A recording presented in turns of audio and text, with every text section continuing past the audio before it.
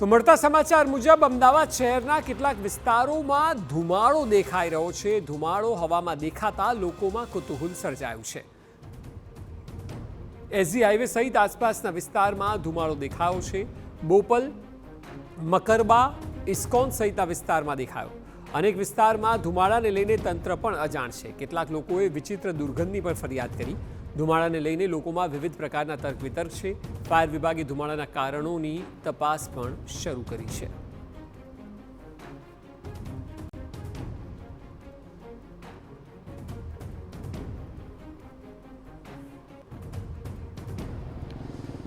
અમદાવાદ શહેરના કેટલાક વિસ્તારોમાં ઢળતી સાંજે ધુમાડા જેવો માહોલ સર્જાતા લોકોમાં કુતૂહલ સાથે ભયનો માહોલ સર્જાયો હતો। ધુમાડા જેવું વાતાવરણ સર્જાયું હોવાનો કોલ મળ્યા બાદ ફાયર બ્રિગેડની અલગ અલગ ટીમો અલગ અલગ વિસ્તારોમાં તપાસ માટે પહોંચી છે। અત્યારે આપ જોઈ રહ્યા છો સરખેજ વિસ્તારની અંદર ફાયર બ્રિગેડની એક ટીમ કઈ રીતે આ ધુમાડો થઈ રહ્યો છે અને તેનું કારણ શું છે તે જાણવા માટે નીકળી છે।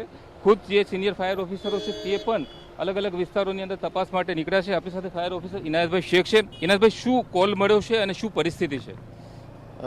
મકરબા, પ્રહલાદનગર, સરખેજ, જોધપુર આ વિસ્તારોની અંદર ખૂબ જ મોટા પ્રમાણમાં ધુમાડો અને વિઝિબિલિટી ઓછી છે અને કંઈ દુર્ગંધ આવે છે એવો ફાયર બ્રિગેડ કંટ્રોલ રૂમમાં બી કોલ આવેલા, અમને બી પર્સનલી કોલ આવેલા અને એ અનુસંધાને તરત ફાયર બ્રિગેડ દ્વારા બોડકદેવ, બોપલ, થલતેજ અને પ્રહલાદનગરથી 5 ટીમો બનાવીને અત્યારે હાલમાં જુદા જુદા વિસ્તારોમાં, ખુલ્લા પ્લોટોમાં, કન્સ્ટ્રક્શન સાઇટો ઉપર ભંગારના ડેલાઓ જે છે અને ટાયરની દુકાનોની આસપાસ બધી જગ્યાએ અત્યારે ચેક કરવામાં આવી રહ્યું છે કે કોઈએ કોઈ ભંગાર સળગાવ્યું છે, કચરો સળગાવ્યો છે કે વાયરો સળગાવ્યા છે કે ટાયર સળગ્યા છે કે એની અત્યારે અમે પોતે પર્સનલી આ ટીમો લઈ અને બધા જ ઓફિસરો પણ જે તે વિસ્તારના ચેક કરી રહ્યા છે, જેથી કરીને આવી કોઈ પણ વસ્તુ ખબર પડે તો એનો તુરંત નિકાલ લાવી શકીએ। અનુભવના આધારે શું લાગી રહ્યું છે? શું હોય છે? કુદરતી છે કે માનવ સર્જિત વસ્તુને કારણે થયું છે?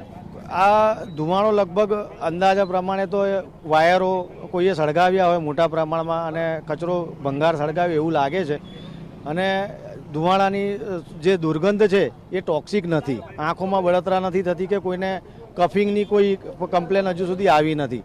હા, જરૂર ચોક્કસથી ધુમાડાના હિસાબે જે રોડ ઉપરના બિલ્ડિંગોની આસપાસના વિસ્તારમાં ક્લાઉડ છવાઈ ગયું હોય, ફોગિંગ છવાઈ ગયું એવું દેખાઈ આવે છે અને એ શોધવા માટે અત્યારે ફાયર બ્રિગેડ પ્રયાસ। પ્રશ્ન, બાફનું પ્રમાણ વધુ છે, ગરમી જેવું લાગે છે, એનું શું કારણ? સવારથી જ વાદળો, હ્યુમિડિટી વધારે આજ 2 દિવસથી છે અને કદાચ આ હ્યુમિડિટીને કારણે અને વાદળો, ક્લાઉડી એટમોસ્ફિયર હોવાના કારણે જે ધુમાડો છે એ ઉપર સુધી ના જઈ શકે અને નીચે જ ફરતો રહે અને જેથી કરીને અત્યારે આ સાંજના ટાઈમે અસર આ ધુમાડાને વર્તાઈ રહી છે। લોકોમાં ગભરાટનો માહોલ છવાયો છે, શું કહેશો પબ્લિક? લોકોને કોઈ ગભરાવાની હાલમાં જરૂર નથી। ફાયર બ્રિગેડ અત્યારે પૂરતી તકેદારી સાથે દરેક જગ્યાએ ચેક કરી રહ્યું છે।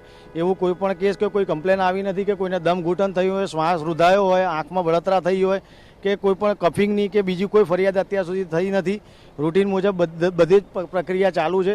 ફાયર બ્રિગેડ અત્યારે ટીમો બનાવીને ચેક કરી રહ્યું છે અને જો બી એનો પ્રશ્ન અમને સામે આવશે તો અમે એનું નિરાકરણ તાત્કાલિક કરીશું। આ તો ફાયર ઓફિસર ઇનાયતભાઈ શેખ શહેરના અલગ અલગ વિસ્તારોની અંદર જે ધુમાડા જેવો માહોલ સર્જાયો છે તેની તપાસ માટે તેઓ નીકળ્યા છે અને હાલ ગભરાવા જેવી કોઈ પરિસ્થિતિ નથી।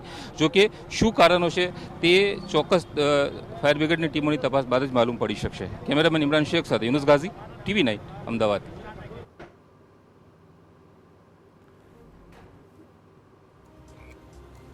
તો ધુમાડાથી જે પ્રકારે ફાયર ઓફિસર જણાવી રહ્યા છે કે ડરવાની બિલકુલ જરૂર નથી।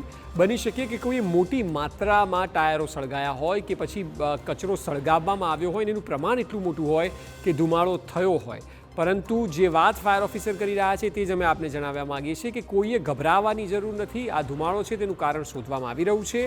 આ ધુમાડાને કારણે કોઈને તકલીફ પડી હોય તેવા કોઈ સમાચાર નથી, એટલે રાહતની વાત એ છે કે 3-4 કલાકથી ધુમાડો છે પરંતુ કોઈને તકલીફ નથી પડી રહી।